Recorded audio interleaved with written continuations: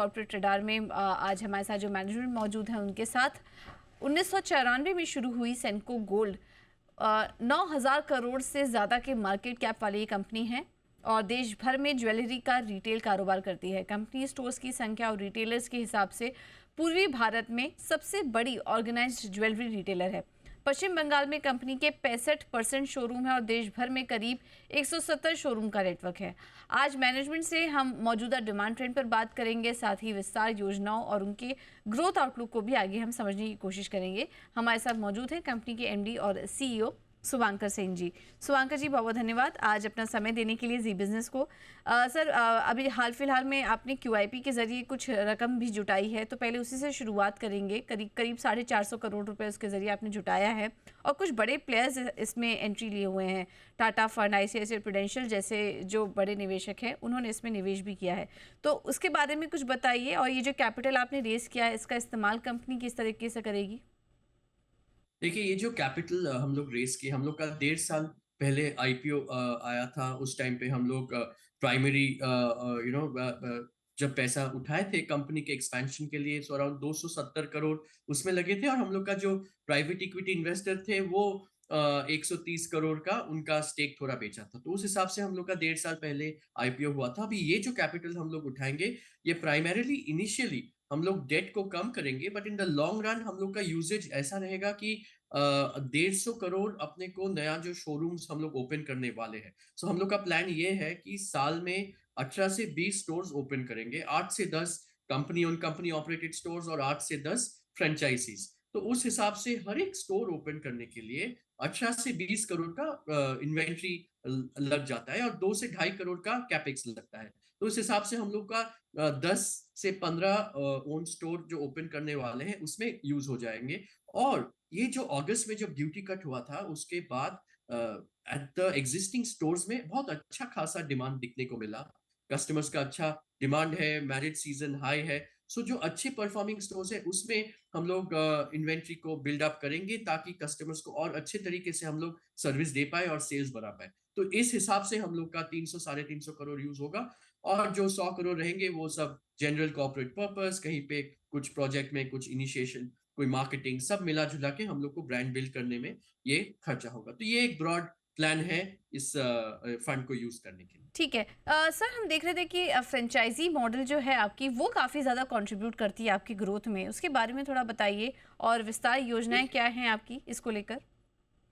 देखिए, आज के दिन बिजनेस का ऑलमोस्ट 35% फ्रेंचाइजी बिजनेस से आते हैं। और ये जो मॉडल है इसमें टायर 2, 3, 4 जो टाउन्स है, स्मॉल सिटीज है, सेमी अर्बन सेमी रूरल जो मार्केट्स है, ये जो लास्ट 10 साल से हम लोग सुनते आ रहे हैं कि अनऑर्गेनाइज टू ऑर्गेनाइज ये जो मूवमेंट हो रहा है, कंज्यूमर का ट्रेंड बोलिए, कंज्यूमर का टेंडेंसी बोलिए कि अच्छे ब्रांड से वो खरीदे, अच्छा क्वालिटी खरीदे। अभी हॉलमार्किंग मैंडेटरी हो गया तो सब जगह तो क्वालिटी में कोई डाउट है नहीं, सबका अच्छा क्वालिटी दे रहा है। मगर सर्विस बोलिए, ब्रांडिंग बोलिए, उसका एक अपॉर्चुनिटी हम लोग को दिख रहा है। और हम लोग को ये फ्रेंचाइजी मॉडल के थ्रू जो लोग इन्वेस्ट करेंगे साथ में, वी कैन वर्क टुगेदर और ये छोटे छोटे शहर में हम लोग जा पाएंगे। और ये प्लान यही है कि हम लोग का जो भी स्टोर ओपनिंग्स होंगे उसमें से एटलीस्ट 50 to 60% हम लोग का कोशिश रहेगा फ्रेंचाइजी के through east India, north India, waste India, उसमें फोकस करके हम लोग अंदर अंदर छोटे छोटे शहर में जाते रहे। तो फाइनेंशियली फ़ायदा किस तरीके से होगा आपको इसका? क्या आने वाले समय में, क्योंकि आप कह रहे हैं कि एक्सपेंशन ज़्यादा से ज़्यादा आप इस मॉडल के ज़रिए करेंगे, तो आने आने वाले समय में। फाइनेंशियली जी। फायदा फाइनेंशियली फायदा तो होगा कि आपका खुद का तो कैपिटल है, बट किसी और का सपोर्ट के साथ आप और एक्सपैंड कर पाएंगे। और जो प्रॉफिट होता है वो शेयरिंग हो जाते हैं। मगर दूसरे का कैपिटल इन्वेस्ट हो जाएंगे तो आपका रिटर्न ऑन कैपिटल या रिटर्न ऑन कैपिटल एम्प्लॉयड का जो फॉर्मूला है वो अच्छा हो जाता है। So it is financially very much good, and company के लिए भी इसको और फंडामेंटली बहुत स्ट्रॉन्ग अपॉर्चुनिटी कर देते हैं। और ये हम लोग लास्ट 20 साल से ये फ्रेंचाइजी मॉडल हम लोग करते आए हैं। So we know that yes, product जो है आज सच बताएं, गोल्ड का प्राइस इतना ऊंचा हो गया लास्ट 1 साल में, ऑलमोस्ट 20 से हम्म। 25% गोल्ड का प्राइस बढ़ गया है। तो उसके लिए कंज्यूमर को भी चाहिए उनका बजट के अंदर हम लोग ज्वेलरी बना पाए। और हम्म। क्या हम लोग का मैन्युफैक्चरिंग का मेन हब कलकत्ता में है, कारीगर जो है वो भी सब कलकत्ता से 60-70% काम कर रहे हैं। तो वो लोग का जो यूएसपी है वो है कि लाइट वेट ज्वेलरी बनाए जो फैलावट हो, दिखने में हैवी बट वजन वाइज कम, ताकि बजट में आए। और ये जो वेडिंग सीजन में हम लोग जो लास्ट 6 महीने में मेनली ये जो बिजनेस का ड्राइव लेता गया, इसमें एक बड़ा कंट्रीब्यूशन है वेडिंग ज्वेलरी के लिए। और हम्म। लोगों का बजट जो भी हो, 2 लाख, 3 लाख, 5 लाख, 10 लाख, उनको चाहिए मोर वैरायटी, मोर ऑप्शंस। तो ये लाइट वेट हम लोग जितना बनाते रहेंगे, उतना कस्टमर को प्रॉब्लम जो है प्राइस ऊंचा होने का, वो हम लोग सॉल्व करते रहेंगे। और ये खाली बड़े शहर के लिए नहीं, छोटे छोटे शहर में भी उसी बेनिफिट के साथ हम लोग आगे बढ़ सकते हैं। बिल्कुल। मेरा अगला सवाल इसी को लेकर था कि अब क्योंकि अब वेडिंग सीजन का भी माहौल शुरू हो चुका है, किस तरह का डिमांड सिनेरियो आप देख रहे हैं आने वाले समय के लिए? फर्स्ट हाफ तो थोड़ा म्यूटेड था, अगर फेस्टिव सीजन की अगर बात करें तो, लेकिन सेकेंड हाफ आप कैसा देख रहे हैं?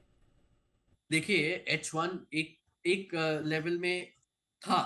उसमें तो आपका अगस्त में because of the duty cut बहुत ही, मतलब अगस्त का मंथ बहुत अच्छा रहा। It is like a mini Dhanteras. तो फिर सितंबर में श्राद्ध महीना था तो थोड़ा स्लो डाउन चल रहा था। अक्टूबर से जो हम लोग देखे, दिवाली, धनतेरस, ये सारा चीज उस मंथ में था।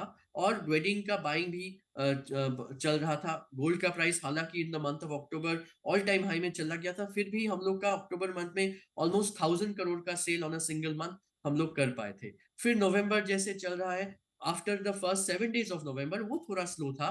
पर उसके बाद से फिर जब प्राइस करेक्शन ले लिया गोल्ड का, तो कस्टमर का फुटफॉल्स और कस्टमर का demand for the jewellery, specially for the wedding market, अच्छा चलता रहा। इसलिए हम लोग देख रहे थे कि हम लोग का इस पर्टिकुलर ईयर में नेकलेस का सेल ज्यादा, मतलब ग्रोथ दिख रहा है, क्योंकि लोगों को वेडिंग रिलेटेड ही परचेसिंग ज्यादा करना था। तो अभी दिसंबर में अभी वेडिंग सीजन खत्म होने वाले हैं। फिर जनवरी, फरवरी, मार्च में अच्छा खासा नंबर्स ऑफ वेडिंग्स हैं। So we are positive that ये second half of the year will be good. और हम लोग का जो एक्सपेक्टेशन है वो है कि साल के बिगिनिंग में हम लोग बोल रहे थे कि 18 to 20% हम लोग को ग्रोथ चाहिए, और वो हम लोग एम कर रहे हैं। But I am quite sure that around 16 to 18% के अंदर ही हम लोग का ग्रोथ ईयर ऑन ईयर होना चाहिए, और होने वाला है।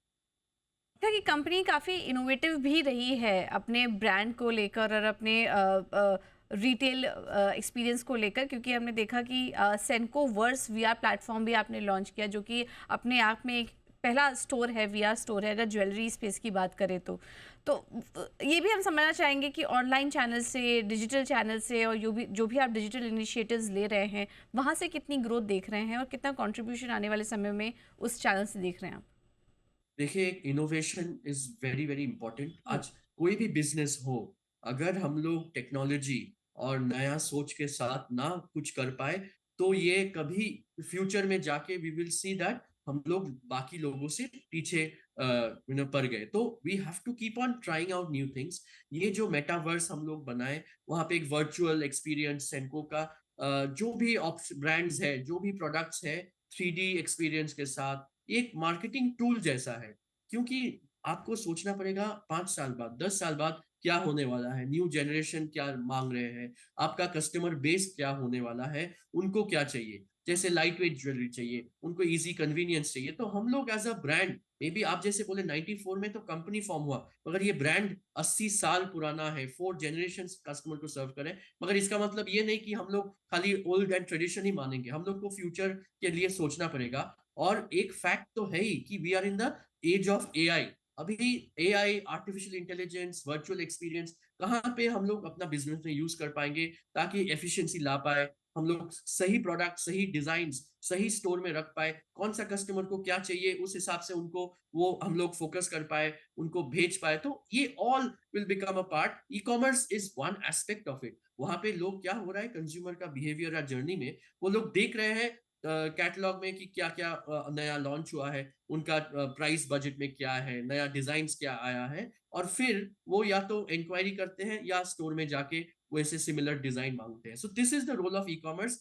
आधा से 1% का बिजनेस ई कॉमर्स के थ्रू आता है। स्टोर्स ही मेन है, मगर अगर सक्सेसफुली हम लोग वो ऑनलाइन और ऑफलाइन को इंटीग्रेट कर पाए, तो आप देख सकते हो कि इन द फ्यूचर कस्टमर के लिए बहुत इजी हो जाएंगे। और इसके साथ-साथ खाली मेटावर्स नहीं, हम लोग को जो डिजी गोल्ड बोल के हम लोग प्लेटफ़ॉर्म निकाले, mydigigold.com, जहाँ पे आप 300-400 रुपया में गोल्ड खरीद-खरीद के सेव कर सकते हो और फिर जब आप एक्यूमुलेट कर लिए, आप जाके ज्वेलरी खरीद लो। तो इस हिसाब से नया-नया कैसे कस्टमर को हम लोग बेटर सर्विस दे पाएँ, ये तो कंटिन्यूअसली हम लोग का एफर्ट चालू रहेगा। बिल्कुल। सर आपने बात की कि आप देश में तो एक्सपेंशन कर ही रहे हैं डोमेस्टिकली, और अगर ग्लोबली भी बात करें तो अभी आपने दुबई में भी एक शोरूम ओपन किया है। इंटरनेशनल एक्सपेंशन को लेके क्या प्लान है आपका? क्या आप धीरे-धीरे आप ग्लोबल मार्केट्स में भी एंट्री करने की योजना बना रहे हैं? वहाँ पर भी विस्तार की योजना है आपकी? देखिए करेक्ट, करेक्ट। देखिए एक सोच से तो सब कुछ चालू होते हैं। आज हम लोग शुरुआत दुबई में की है और ये कैलिब्रेटेड अप्रोच से हम लोग जाएँगे। बिज़नेस समझ के, मार्केट समझ-समझ के। ऑलरेडी देखिए इंडिया का आज पूरा ग्लोबली एक रिस्पेक्ट बहुत ही बड़ी तरीके से आ गया है। It is the India's I would say decade, next 10 years, 20 years और we as brands of India have to do our best कि कैसे हम लोग ग्लोबल मार्केट को पहुँच पाएँ। वो एक्सपोर्ट के थ्रू हो, वो रिटेल ब्रांडिंग के थ्रू हो, प्रोडक्ट को लेके और कैसे उन लोग के पास पहुँच पाएँ। तो हम लोग का सोच ये है कि आज Indian diaspora all over the world है, यूएस में भी है, यूके, यूरोप, ऑस्ट्रेलिया। तो दुबई एक बेस है, वहाँ पे एक इनिशियल शुरुआत हुआ है, फिर धीरे-धीरे over the next 3 to 5 years, ऐसा नहीं कि 1 साल में पूरा हो जाएगा। ऑलरेडी हम लोग का ज्वेलरी इंडस्ट्री से बहुत सारे ब्रांड्स ग्लोबली एक्सपैंड कर रहे हैं, वो लोग दिखा रहे हैं रास्ता कि कैसे क्या हो रहा है। And I think as established brands of the country, while India is the market, पूरा दुनिया देख रहा है, बट इंडियन ब्रांड्स को भी दुनिया का मार्केट को देखना चाहिए। बिल्कुल। सर बहुत-बहुत धन्यवाद आपका आज अपना कीमती समय हमें देने के लिए, और कंपनी के विस्तार योजनाओं के, उनके इनोवेटिव प्लान्स के बारे में भी हमसे बात करने के लिए बहुत-बहुत धन्यवाद आपका।